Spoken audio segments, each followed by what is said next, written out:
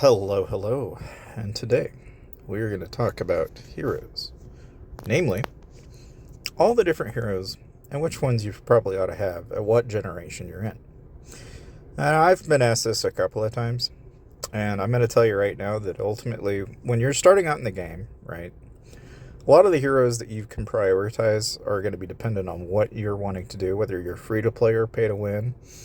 If you're free to play, I think just about everybody will tell you that you've got to get Jesse, Patrick, and then probably Jasser. Okay. The main reason that I would recommend Sergey, though, here is mainly because you're going to get some defense. Okay. But all of these are starter heroes. Just like Gina is, there's nothing wrong with doing Gina. There's not a wrong answer. But what there is a wrong priority. And I would say that you're going to find that a lot of attackers are going to grab Jesse. A lot of defenders are going to grab Patrick and Sergey. I think Jasser is the best long-term play just because you're going to get a 15% research speed bonus. Okay. With that in mind, if you ask me personally, I think going down the route of getting Jasser, being that it is one of the most difficult to get fully leveled due to the fact that you've got to have so many shards to have them upgraded, is one of the things that matters. Now, obviously, you don't have to fully max them out. You just need to get them to where you can get them to level 5. That's why you'll notice I didn't put all my books into them. I didn't do it. Once you get to 5, you're done. You don't need to do any more. It's not necessary. We just need the research boost. That's it.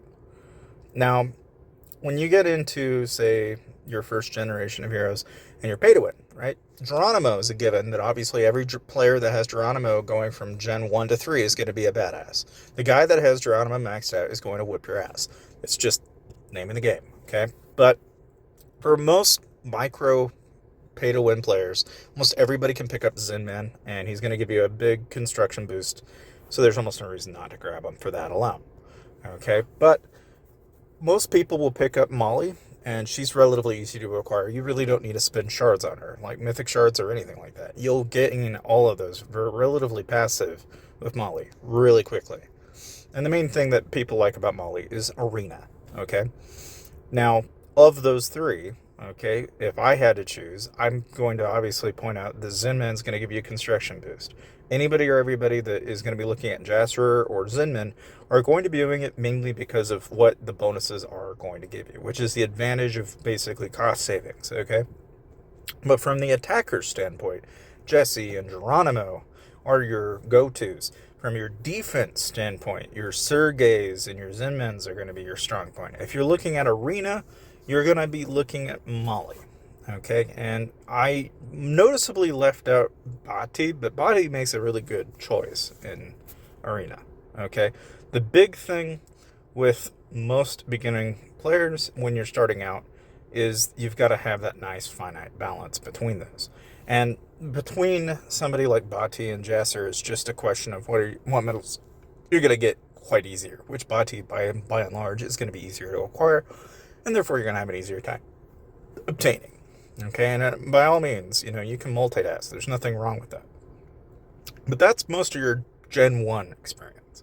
Okay, when you get to Gen 2, things become, pretty flatlined in terms of, okay, Flint is now your replacement for your Gen 1 defense team. So, anybody that was using Sergey or Patrick now just got rendered useless because basically the guy that has Flint is going to pretty much put you in your place.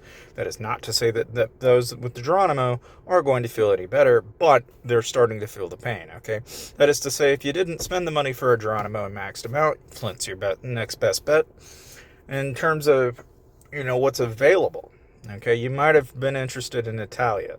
A lot of people that pick up Natalia will do so mainly in part because of the advantage that you get with the stun chance, the attack up, and, again, it's an arena-based decision. But it's such a short-lived decision that between Geronimo and Natalia, I would have told you just don't even bother with Natalia. It's kind of a non-starter for me in the Gen 1 choice selection. Okay, but in Gen 2, if anything, the big pick for a lot of people in Arena is Alonzo. And I think that makes a lot of sense. It's basically Molly's replacement once you get into the realm of your higher gen heroes. It's kind of a matter of gradually getting there. But in terms of like what Philly has to offer, right? Again, another defense hero, and I think that's a given. Like anybody or everybody that's going to grab Philly are going to be those that are looking for that replacement for their Lancer that they had with Molly. And so part of the reason why you kind of transition from Gen 1 to Gen 2 with Philly and Flint, and then from Gen 3, you wind up, you get yourself, your Molly, your Alonzo, and you might even be looking now at Greg even, looking at all the potential angles at which you could go. And I mean, heck, even Logan gets brought up here. This is where people start to look at Logan and go, okay, maybe I need to get Logan. And again, this is where, where in Gen 1 and Gen 2, it was like, okay, all right, I feel the pain. It's like, okay, there's a couple pay to wins. I'm all right. By Gen 3, the tables have turned. There are more pay to wins than there are free to play at this point. Okay? And a lot of people start to acquire the medals for the previous generation. So it kind of gets a little bit evened out. But by Gen 3, I would say your creme de la creme, in terms of choices here, is going to be Mia. I think there's not a doubt in my mind that I would pick up Mia. You can grab Logan. I don't think there's anything wrong with Logan in terms of him being a garrison hero, But by Gen 4, things kind of get a little bit strange, because now you have Amos, which kind of makes Logan look a little weird because you basically get a little bit more attack stats for him. And more importantly, you get this nice, wonderful little relic that when maxed out, okay, is going to give you health as opposed to defense. And so you start to look at, somebody like who got Logan, and you kind of go, yeah, I could have skipped that. Like, I would have rather had the HP than the defense. And so a lot of people, in my opinion, I feel like we kind of skip Logan. Like, I don't really think you really have to. I mean, if you want to, great. Because during Gen 3, if you got a Logan, you're going to be pretty much in a better place. Right? But by Gen 4, it's rendered useless. So it's a very temporary thing, in my opinion. But of course, in Gen 4, you've also got things like Lynn, who, up until this point where you had Greg, you get Lynn, and all of a sudden now you've got attack up, you got damage up, you have enemy damage down now, and you start to get into the realm of, again, if you look at their ability, you get lethality and defense. And lethality, again, whenever you're defending, being able to kill your opponent's troops faster is ultimately going to be a net positive, but it's not typically something that people focus in on. Like, if anything, very rarely do people actually want to increase the amount of lethality they're doing. They often do the opposite. They try to make their health larger. And so it's one of those things that when Lynn comes around in Gen 4, you look at a Greg, who, again, when you're starting out and you're getting rally troop health, Greg is that guy that gives you that little extra when you're doing your rallies. And if you look at Alonzo even, right, you were getting some rally lethality with Alonzo. So there's this transition where your marksman heroes go from being this defensive element to the game to more of a defensive decision, and so when you look at these, you really have to pay very close attention to this if you are bothering to upgrade their exclusives, because if you're not, then just purely from a stats standpoint, the obvious answer is always going to be the generation that's newest is going to be the best choice. Okay, it's always that way. It always will be, because the generation, and I can even prove it. Okay, if you look and tap here, you'll see that's 200%, and that's a Zinman. Okay, if I was to then go up a generation and look at the generation, 40% increase. If I go from an Alonzo to a Greg, okay, even though this is not fully maxed out, you can see that goes up to 290. It's just going to gradually get higher and higher. I mean, the thing is then once you get to like a Len and you go all the way from there, you're all the way up to 370. You go from Len and say you go up to a Gen 5, and then you get into, basically getting Gwen, where, again, you're at 444. I mean, you kind of get the point. Like, it just gradually gets higher and higher and higher. Now, that said, all right, between Gen 4, you'll notice I didn't grab Nora. And again, Nora's benefit is, it's pretty relatively easy to see why anybody would pick up a Gen 5. Because now you're getting damage up and damage taken down. And you'll notice that what troops they're benefiting. It's going to be, and oftentimes it's interesting because it's not just one unit type now, it's two. So when you get to Gen 5, previous generations didn't help one or two unit types, but by Gen 5 they do. And so you can almost scrap a lot of what you've done prior to the four generations by Gen 5. By Gen 5, it becomes adamant and almost, if anything, had you been saving your shards and you just started burning them on Gen 5 heroes, you'd actually be in a fairly good place. Because a lot of the players that have all the Gen 1, 2, and 3, and 4 don't have that benefit. But again, I strictly point out that emphasis jump, okay, from Gen 5 to Gen 6 even gets more extreme. Because by Gen 6, again, you can see the stat jump here is continues to get increasingly higher, right? But then you also have what looks to be a return to what you would think is kind of interesting, right? Because you see how this is all strictly focusing on a single unit type. So it is kind of one of those things that Gen 5 is kind of an anomaly in the way that it comes out.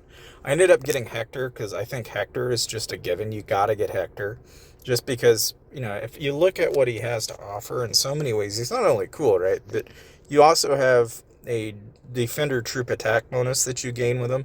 So from a defense standpoint, it's going to complement well if he had gotten Lyn, and that gives you both a higher attack percentage, gives you a better defense, but you notice that it transitions away from the rallies that you would have been doing had you had like Mia, Greg, or even Alonso. All right, because now you go from where you were focusing in on maybe a little bit more emphasis on doing the attacks. Now you're focusing in a little heavier on the defense element of the game. And so when you're looking at your generations and your heroes, this is kind of the transition for the first 5 generations. I'm just now in Gen 6, so I will be able to kind of give you an idea of what that's going to be like. But what they need, even like Wu Ming, right? If you look at what their skills have to provide, like here it's, infantry attacks from normal and skills by 6. It's now trying to drop skill damage, and it's also trying to increase the damage dealt by skills, and then of course, you also have to think in terms of like say for example, you look at Wayne, you got damage up, and then you once again have Lancer up and Marksman up. So there's something to be said about that, plus crit rate. So I think it's just kind of a given that picking up Wayne's going to be a good choice, and I believe also picking up your Renee's probably not going to be a horrible option, right? Just because of what you're going to get in the Lancer. You might notice I never gained Reyna, and I think I should have gained Reyna in Gen. I should have, but I just never did. I probably would have benefited from it, but just because for what you gain in terms of not only where it is in the position. I mean, I guess you can skip Reyna, right? But it's like the benefit of having Reyna is really just in the exclusive, in my opinion. Because otherwise, there really is. It's kind of a temporary thing. I mean, I think about that transition between Gen 3 and Gen 4. It was, it lasted a little while, and so did Gen 5, but it just didn't seem like it lasted, and so in a way it's like you can gain them if you want them, but I think like anything, it all becomes a factor of whatever you can afford too. I mean, a lot of these heroes and a lot of the transition to a lot of the higher end stuff, guys, is just ultimately a matter of whoever has the most amount of money and playing the game with the Jonases, so to speak. But if you're going to pick one or two heroes out of that bunch, this is kind of the roster that I went with, and I really stand behind what I chose to do from this point forward, because it's worked for me, and there's nothing wrong with it. But like anything, if you want a decision going forward, I would say I would probably get Wayne in Gen 6, and I'm going to definitely get Renee just because it's Lucky Wheel. I mean, anybody or everybody that knows would know that Hector got that in Lucky Wheel, Renee, Lucky Wheel, Lyn, Lucky Wheel. And so I'm pretty sure, now, of course, prior to Gen 3, I hadn't really been, too crazy after that, so you'll notice I kind of, I'm not grabbing every single hero and every single exclusive, because One of the things that you'll find with heroes, and this is just my interlude into really just gear in general, is the emphasis becomes less on the hero and more on the actual hero gear themselves. This is where you really ought to focus and prioritize a lot of your effort, because this is stuff that you can unequip and put on a new hero, and it becomes less about the hero, it becomes more about the gear. But with that said, that is my suggestion for you guys, and that's what I recommend you use for heroes in Whiteout Survival from classes or Gen 1 through 6.